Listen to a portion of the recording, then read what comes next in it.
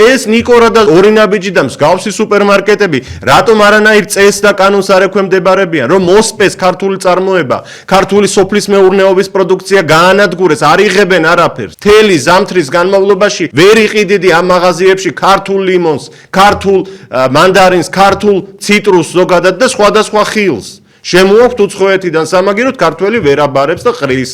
ყველაზე მთავარი და დიდი პრობლემა რაც არის ეს კონკურენციის მოსპობა. აი მაგალითად ეს მაღაზია რაც ჩანს ახლა ნიკორაზე ვსაუბრობ, ისევ ძალიან გავბრაზდი ამ ფოტოს შემდეგ. ნიკორაში შეუძლებელია მაგალითად ქართველმა აწარმოოს ხარისხიანი ძეხვი, ხარისხიანი სოსისი და ის შეიტანოს იქ. მონოპოლი არ არის ეს, მარტო თავისი წარმოების ძეხვი და სოსისი შეაქვს. არ ვიცი სხვა თუ არის იშვიათი გამონაკლისი, იქაც ალბათ დიდი ჩაწყობებით რამე უცხოურს თუ შეიტანე. ეს არ უნდა ხდებოდეს. მაღაზია და მაღაზიათა ქსელები ეს არის საზოგადოებრივი სიკეთე. მხოლოდ ერთი კაცის საკუთრება კი არ არის, რასაც გინდა იმას გააკეთებ. თუ უფლება უნდა გქონდეს რომ მთელ ქვეყანაში საქმიანობა წარმართო, მაშინ რაღაც წესებს და კანონებს უნდა დაექვემდებარო, როგორც ყველანი ვექვემდებარებით მოქალაქეები წესებს და კანონებს. ეს არის სამართალი და კანონი და წესი? ვინმემ რეაგირება არ უნდა მოახდინოს ბოლოს და ბოლოს ამაზე?